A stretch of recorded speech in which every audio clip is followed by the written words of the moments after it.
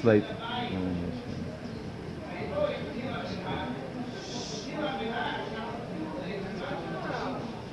Okay. Usually we speak. It's Shabbos Chazon. We spoke about it yesterday already. Usually we speak about a Shabbos. This Shabbos there isn't that much in the afternoon. I don't think there's any classes. I hope there's probably to be a class in the morning before davening. But it's good to prepare for Shabbos Chazon, and especially it's connected to a very important union in the Beis Hamikdash. So we do before Shabbos. You know, it's famous the Torah that the Hillel Paritcher said over in the name of Rabbi Nachman that Shabbos Chazon is Meloshim Machzeh. Shabbos Chazon is from the viewing that everyone is shown the Beis Hamikdash HaShlishi. The Beis Hamikdash HaShlishi is shown in Shabbos Chazon. There's, I don't know, there's 2 minute talks like that there's so many biyurim of the Rebbe on this passage and on this mashal. Soon see.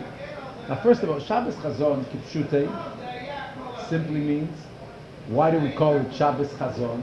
Because this is the Haftarah.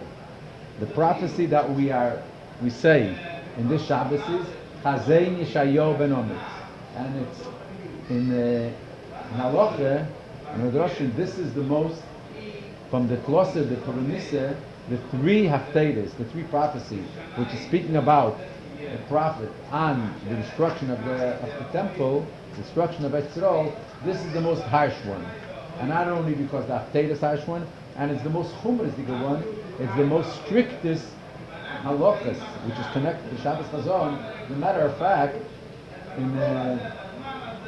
not by Chassidim, but in the Vel, they sing the Chodedi. They sing with the meaning of Kelitziye, and it's Chassidim when really negated it and went to stamp out this whole meaning. The Shabbos, but in the Vel there's a lot of because Al Pidim, and especially the way it's this year, when Shabbos Chazon itself is Tisha B'Av, so there is many dinim, which is the Farhesya. In other words, openly you're not allowed to show no inyanim of Avelis, no inyanim that is showing, so to say, you're mourning the temple, because Shabbos there's no Avelis. But the Dvarim Shebetzina, there's things that are supposed to be, like in many opinions that you're not allowed to learn the whole Shabbos. Other opinions is that the first half you could, the other half you gotta, like still the beginning. There's a question if this is considered like Erev Tisha B'Av or it's Tisha B'Av and Akofanim. So this is, in general, Shabbos before Tisha B'Av, it has many scripted halachas. Shabbos we don't Shavuos. On the other hand, so as I say, what more it's closer to Tisha B'Av, and especially when it's Tisha B'Av itself. So it shows more the seriousness and the chumras, the strictness, which is a part of the 9 days and a part of Tisha B'Av. According to the saying of the Hillel is saying in the name of the Bavitcher, Shabbos Chazon is Moshe Machzeh. It's a vision that everyone is shown. The Beis Hamikdash HaShlishi, seemingly this is just it's a higher thing. It's a higher or deeper thing. In other words, that is the reflection and revelation of the Geula, not only Stam the Geula, the Beis Midrash L'noshim. So if every year, when we say Shabbos Chazon, when we say the Avelis of it, the strictness of it, when we're getting when it's closer to Tisha B'Av, and when it's especially after Tisha B'Av, it's more serious. So on the other hand, when we say the idea of the vision of the third temple, it's even higher and greater than it is in the regular Shabbos Chazon. Now, what is this saying of the Bavitcher? What is it saying? To who do we show this temple? To who do we show the Beis Hamikdash HaShlishi? We were always accustomed to understand. Oh yeah, you see. What do you see? You see the Beis Hamikdash. That's a thing for tzaddikim, great tzaddikim, great rabbeim. They see it. But the Rebbe brings out, no.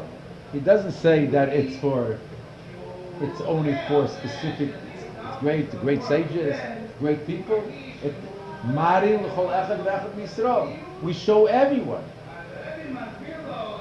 And when we understand it, what is the Badricha is bringing a motion, bringing as an example, this parable.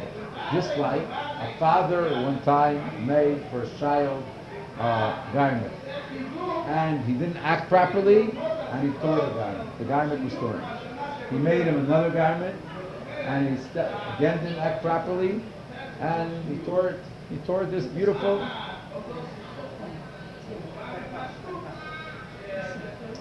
So he made him a third one, a third very expensive clothes, a very expensive suit, but he didn't give it to him. He just showed him from time to time. You see, when you act properly, you'll be the way you're supposed to, you're going to get it.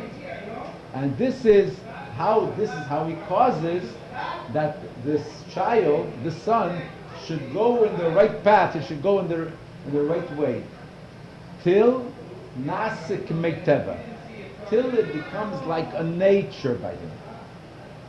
What do you mean? He shows it till it becomes a nature. Then he'll give it to him, because then he's sure he'll act properly and he won't destroy this garment. This is the mashal. What the same thing is. That Hashem gave us the first Beis Hamikdash. We didn't act properly; it was destroyed. Hashem gave us the second Beis Hamikdash, another garment. We didn't act properly, destroyed. The third one is not given to us, but he's showing it to us every year. Tisha B'Av time, he's showing it to us, and showing us this is that we should act in the proper way, and then, in other words, this by viewing, by seeing it, this causes that we should go in the proper way, and then he gives it to us. So from the mashal itself, we understand like this: that really it's not only that the main who shows to who do we show the Beis Hamikdash? We show Hashem shows it tzaddikim. It's the great people, the Rebbes. But no, the whole purpose of it is that the ones who are not going in a proper way, the ones who, because of them, the Beis Hamikdash, the first two temples were destroyed. That means that the vision of the Beis Hamikdash is to every Jew. Simply, we don't know what does it mean. We see the Beis Hamikdash, and how is it? So it's there's Chassidus is brought that every time there is a basko, there is a voice from above, a godly voice that comes out every day. There's various voices that are announced, the heavenly voices that says, Shuva banim shavavim, return my children, return.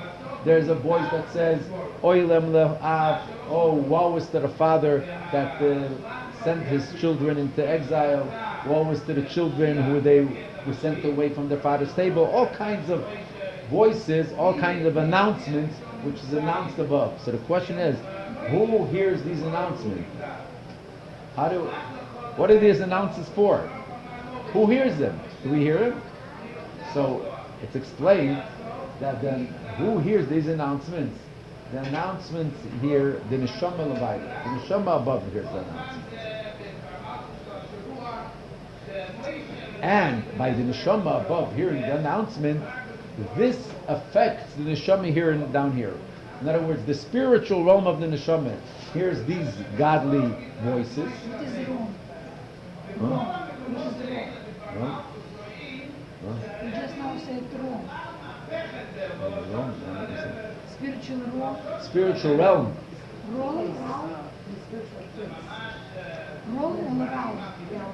In the spiritual world.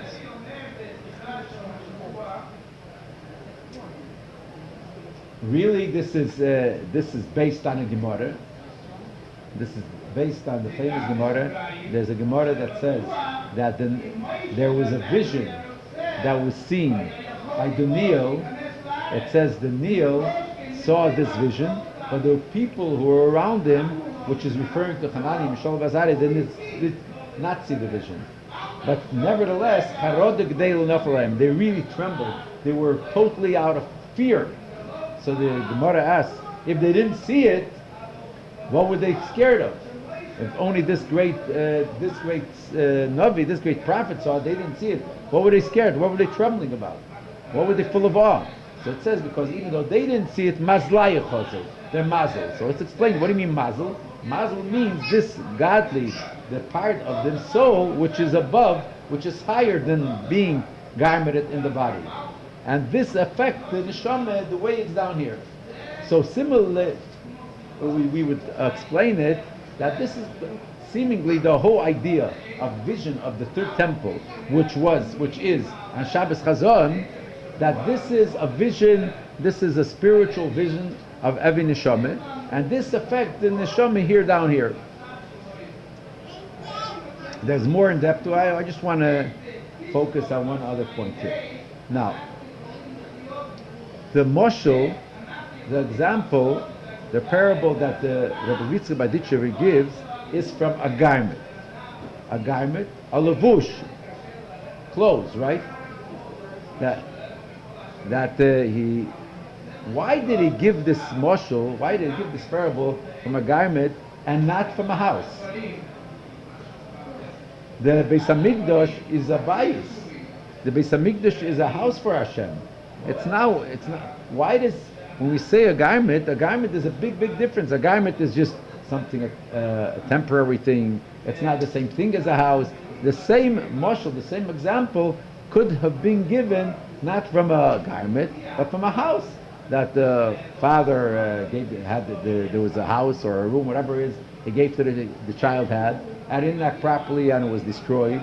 Then he gave him another house and it was destroyed. Then he built him a third house and he's showing him.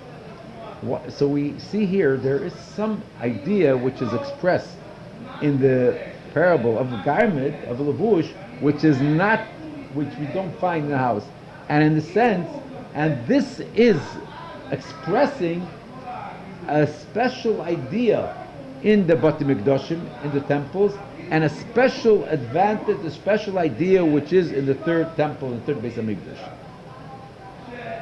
What is in general the difference when we say a garment or a house? A garment is according to the measurement.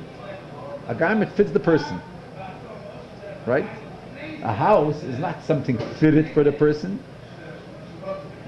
There is no specific areas in the house which fitted the person. In Chassidus it's called, let's go like this. There is Pnimi, Makiv HaKorev, and Makiv HaRochik. But it's not only Chassidus, it's also in Halacha. There is the food that we eat, this becomes a part of you. This goes into a person.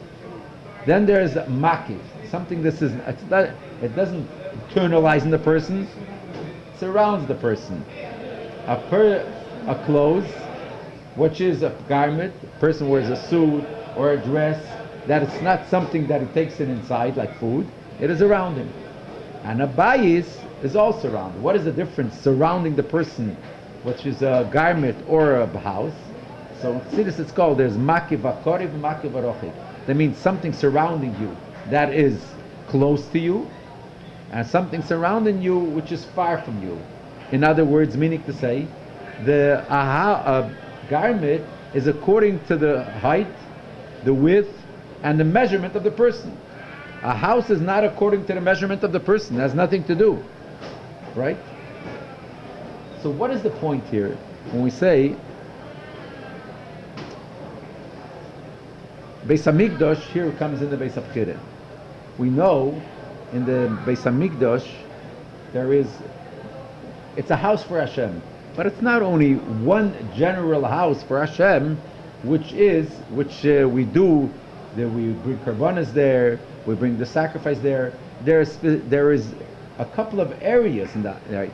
There's the Azorah, there's the Chayil, the Harabayis, and so on. There's the Snoshim, there's the Sisro, there's the Skeinim, the Heichel, the Kochikochim.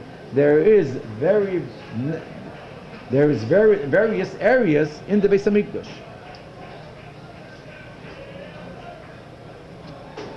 What are these differences? It's not only, in other words, when we say, like we learned the other day, every area, there is the house itself, and then there's the Kedusha. The Kedushas Azara, the holy part of the Azara. Kochim, for instance, the food which is considered holy of holiness, we're allowed or permitted to eat only in this area which is called the Azara. There's places only Kohanim could go in. There's places only the Kochim, only the Kohen Gadol could go in. There's places in the Heichel, in the Ulam, whatever it is, where only the Kohen who goes to serve, who goes to do this work. That means that each area in the Beis Hamikdash has a something specific, reflecting the godly energy and the godly kedusha which is connected to this area. In other words, there are specific areas here, as we mentioned then, that the Sicha, that why was the Beis Hamikdash, was we were going up higher and higher and higher. Every area we had to go upstairs, because since by the Beis Hamikdash, the idea of the Beis Hamikdash is that it's a place. The place itself became sanctified. The place itself became holy. So that reflected that each area is different in its height than the other area. So we're not only speaking about one general concept. There is the Beis Hamikdash, the house of holiness, the house of worship for Hashem. Each place is a different level in this. In other words, this means to say like this. Just like we say in a garment. In a garment, this is the part where your hands go in, the part where your feet go in, the part where your body. There's difference of the levushei harosh. There's the garments of the head. There's the garments of the body. There's the garments of the feet, and so on. The same thing by the Beis Hamikdash. There's different levels and different areas of this idea of the garment, which means that the specific levels of Kedusha have a connection to the specific levels in the Beis Hamikdash, which is specific levels in the godly energy in the Beis Hamikdash. Therefore, it's similar. We are comparing it to the idea of a levush, a garment, which has this specific idea. Where is this mainly? In all the Batei Mikdashim, in the first Beis Hamikdash and the second Beis Hamikdash, we can't say that it was reflected there. We saw, like, you have the Azara, you have the Ezes Kenyan, you have the Ezes Yisrael, and you have the Heichel, and you have the Kochim. You cannot say that we will be able to see, or anyone was able to see, it was in an open way reflected, like in this area has this level of holiness, therefore the measurements of the house or the measurements of the room were this way. You can't say it was in an open way revealed. In the third temple, third Beis Hamikdash, we will see this reflection of godliness, which each part of the Beis Hamikdash is there. We're going to see how this is reflecting in the actual building or the actual thing that is done there. In other words, there's a specific connection between the area, between how big it is, what it is, with the level of the holiness, with the spiritual realm, with the spiritual level of godliness, which comes down here. To understand this, it's really the Beis Hamikdash. What do we say about the Beis Hamikdash? Beis Hamikdash is considered. It says, "V'asu limikdash v'shachanti b'seifam." V'asu limikdash, make for me a holiness, and I will dwell in them. We know that through the Beis Hamikdash comes the godliness in the whole world. There is the literal meaning, make for me a holy place, and I will dwell between them, not only in the house of the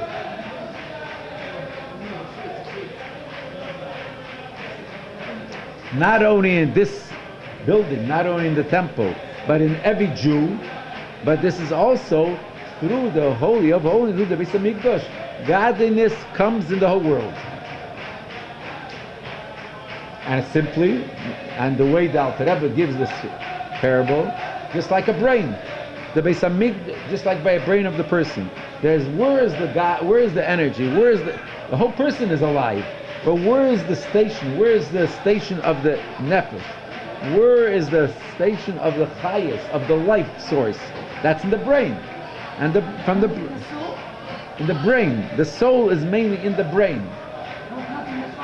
No, it's in the brain. Now from the brain, what controls the person? Where is the life source of the whole body? In the brain. Now from the brain, It comes to every part of the body. It leads the body. It gives energy to the body. It gives life to every part of the body. But what's the brain of the person? That's why in every computer, that is the brain of everything. So the Beis Hamikdash is the brain of the whole world. The Beis Hamikdash, that is, in other words, how does the energy, how does the godliness of the whole world come? It's stationed, so to say, in the place of the Beis Hamikdash. That is the brain. That is the head, and from there it comes to the whole world.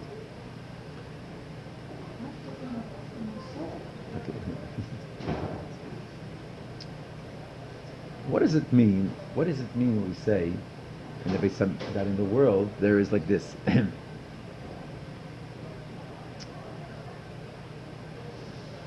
The Eibishter created the world and creates the world constantly. We know Teres of Hashem Tiv, Leilam Hashem Dorch Nitzav Hashemayim, saints of the Hashem Tiv, that the words that the Eibishter created the world in the 6 days of creation, which He created, is constantly standing in every part of the world, in every aspect of the world. Hashem said Yehi Eir, Hashem said there should be light. So this, or Hashem said there should be the sky, or Hashem said there should be grass should grow, Hashem said there should be animals. All these maimores, everything is wasn't only created in the 6 days of creation, but this is something that has happened constantly. The words of Hashem are constantly in every object in creation, and it's causing it to be, and causing it to not. And if the godly energy, if the words of Hashem would for 1 second leave the world, this thing would not be created, wouldn't live anymore, it wouldn't exist. This is the famous taste of Hashem. Now, what are we saying? And not only there's Asar Mamoras, there's 10 utterances, but really the way the Alter Rebbe goes into detail and explains it very at length, that is not only 10. Like, where's a stone get its energy from? In Parsha Bereshis, it doesn't say, the Eibishter said there shall be a stone. There's only 10 utterances. There's 10 dibris, but there is every one of them. There is the way it develops and the way it changes the letters, the way they change.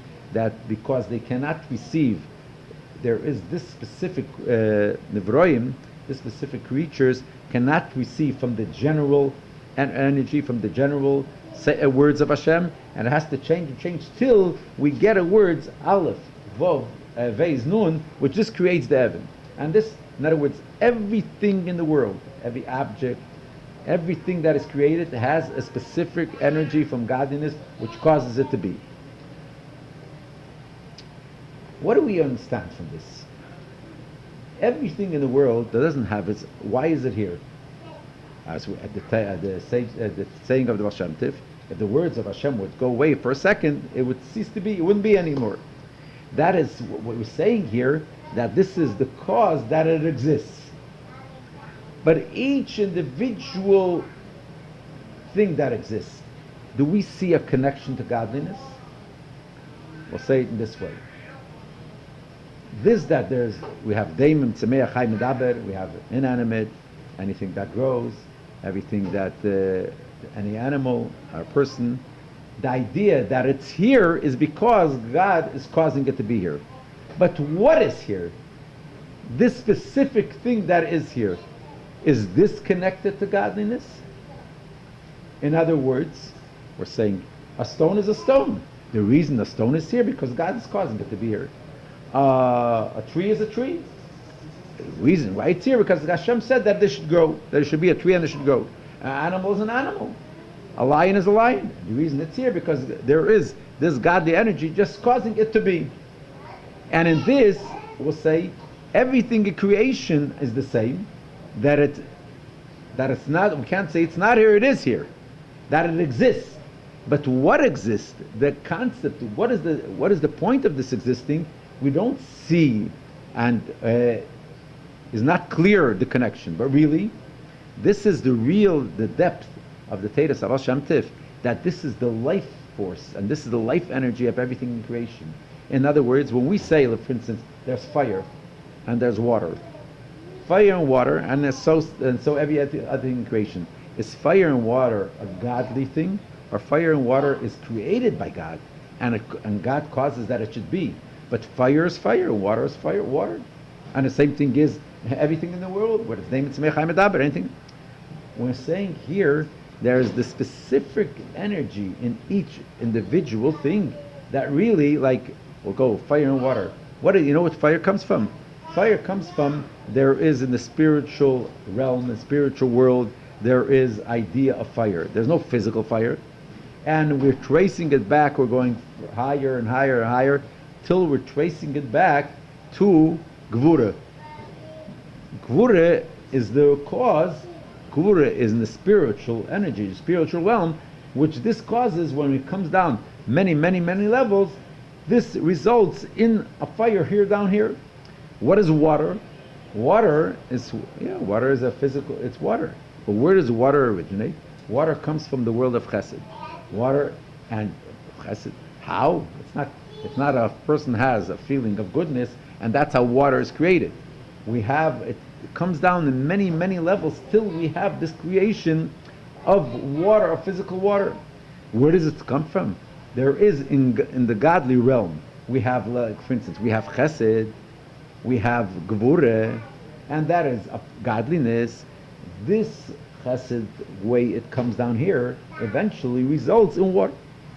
This gevurah, the way it comes down here, eventually comes into fire. So all the specific aspects and all the specific energy and all the specific characteristics that there is in the world, it's really not. It's with the way we learn superficially, even according to Teres Hashem Tev, there's something Hashem created, and Hashem creates it constantly. But what it is not connected to God. It's that it exists is because Hashem is making it. But what it is God created something which is not Him. According to really the depth of Teres Hashem Tev is that this specific thing, this is godliness. We say we are lion. You know, where's a lion is an animal that's a chaya terefes. A lion is aryeh. Aleph Reish Yud Hey. You know where this lion really comes from? This lion comes from, there is pnei aryeh in the Merkaveh. In the godly chariot, there is the four images. There's the image of a lion. It's not a physical lion, what we're speaking about. It's not an image of a physical lion. And there's the image of an ox, and there's the image of an eagle, and then there's Pnei Adam. So Pnei Aryeh, Pnei Sher, Pnei Nesher. This is the godly chariot. That's a level that's the godly chariot which is in the Elam Abriya, which is godliness, which is totally chariot to Hashem. It's not something that's created. The way this comes down, this Aryeh, so to say, this Aryeh in the spiritual realm comes down in many hundreds and thousands of million, trillions involvement, so to say, till it comes down to a physical lion down here. Now we look at a lion and we have to run away. But one who really knows, this ayah is really the reflection of the Pnei Arish of Merkavah. And the same thing is in every part of the world. We don't see it. It says Sadiqim, it says the Magid, when he saw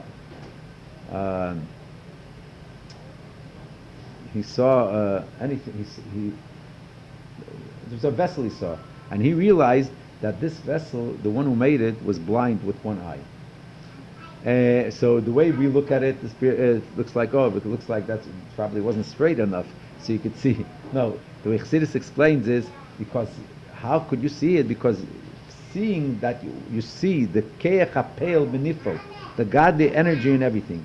The Alter Rebbe said before he passed away, he asked the son, the Tzemach Tzedek, what do you see? So he says, what do you mean? I see the balcony. He says, believe me, I don't see no balcony. I don't see no beam. I see the keach hapel benifol. I see the godly energy that is creating it. So what does this mean? It's not only what he sees, that because really there's no such thing as a physical beam. A physical beam doesn't exist. A physical beam,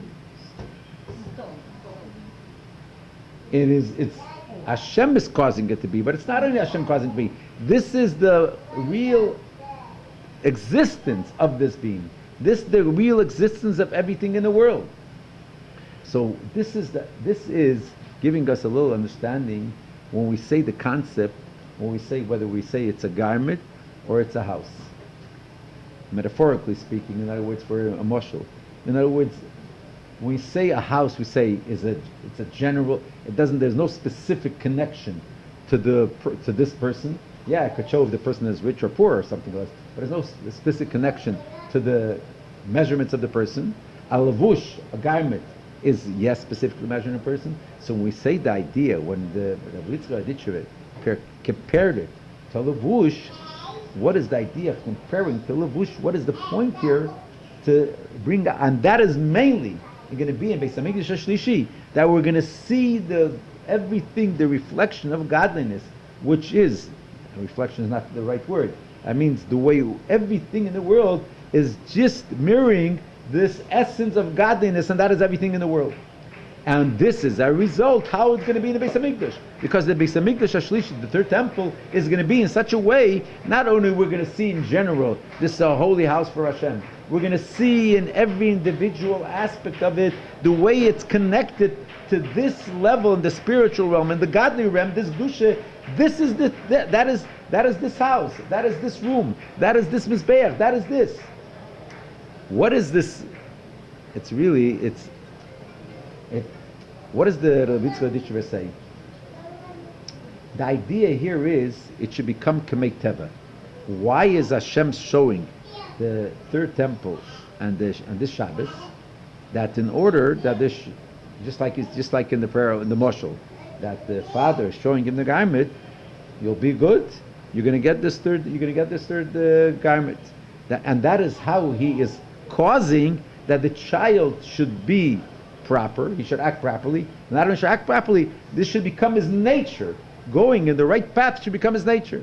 So showing the Beis Hamikdash Ashlishi, the third temple, what Hashem shows us in Shabbos, that is a way of causing by Bnei Yisrael that we should be worthy of getting the Beis Hamikdash, which means that our action, our service of Hashem, this is our nature. What does it really mean, service of Hashem is our nature? What does this really mean? A person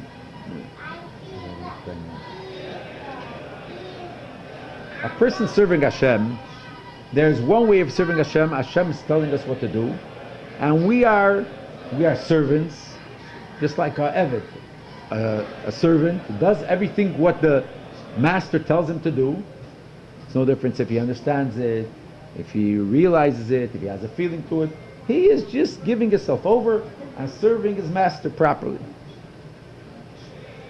Then there's someone who not only that has nothing to do with his individual attributes, his individual powers, his individual characteristic, has nothing to do with his mind, has nothing to do with his heart, has nothing to do with with every individual part of him. It's just generally he is doing. It's no difference if he's doing something in action or he's doing something with his mind, because he is just a servant. A servant is listening to his master, doing it whether he likes it or not, whether he understands it or not. So the specific parts of the person is not really connected. When a person is serving Hashem and he's just doing it because Hashem told us to, and you are not, so you're not serving Hashem with your mind. You're not, so to say, your mind is not really connected. Your heart is not really connected. Not every individual part of the person, we're not speaking of the body, of the soul, is connected. And you are generally, you are giving yourself over. You are totally giving yourself over to Hashem. But when you are also using your mind, understanding what Hashem wants, you are using your heart. You have love for Hashem. You have fear for Hashem. So then every individual part of the person is connected to Hashem. It's a personal connection, so to say. It's not only a general, it's a personal, and that it's an individual of every part of the person is really connected to godliness. And this is the point. That means it's Nasha to make Teva.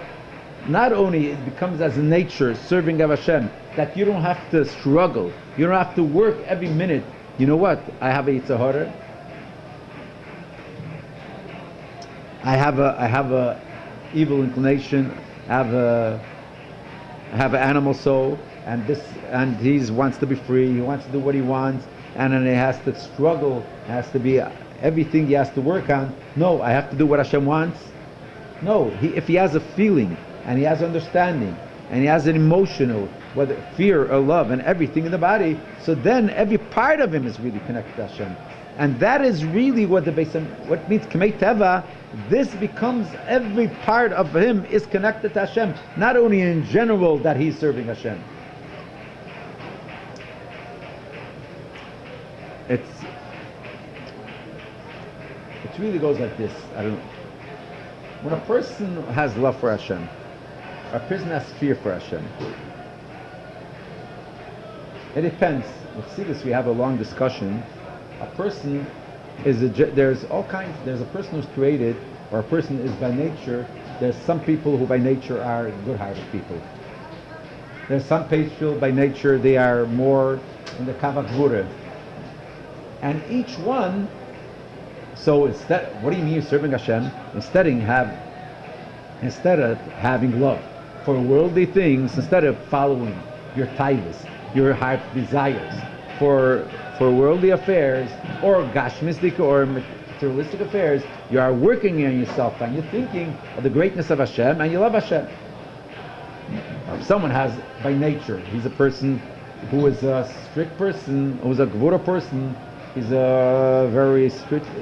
So he is a kochadik person. So instead of using it for fear, for not proper things, he's using it for fear of Hashem.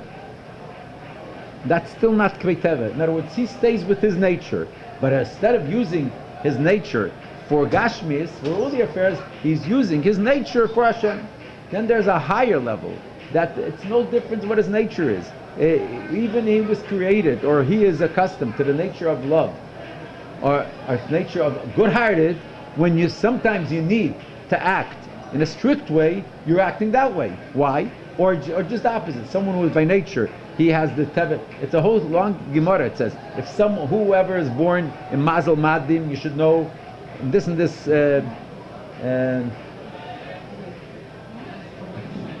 He's born in this and this hour. You should know he's going to be a murderer. He's going to be a sheifach damim. He's going to be a murderer. So what should you do if someone knows when he was created? He doesn't have to know when he was created, but he knows what his characteristics, what his nature is. So he should be a male or a sheichet.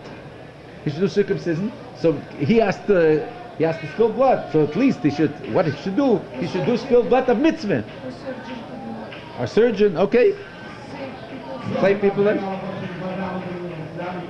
And the same thing is if someone is a good natured, and because of that he might fall through in things that are not proper, so he should use it in kedushitic things. But that's not a nature. Then there's a higher level that becomes like a nature. It's no difference what his nature is. What does he do? What is the will of Hashem? Even if he's an opposite nature, he uses it for service Hashem. Then it's really K'mei Teva. And this is the point of the showing Shabbos Chazon, the Beis Midrash L'noshim, that service of Hashem, connecting to Hashem, vision of Hashem, godliness, in other words, being connected to doing the will of Hashem, should become K'mei Teva, and this is how we change. That Tisha B'Av is not a Tisha B'Av, but Tisha B'Av is the day of the revelation of the third Beis Hamikdash, the day of our redemption.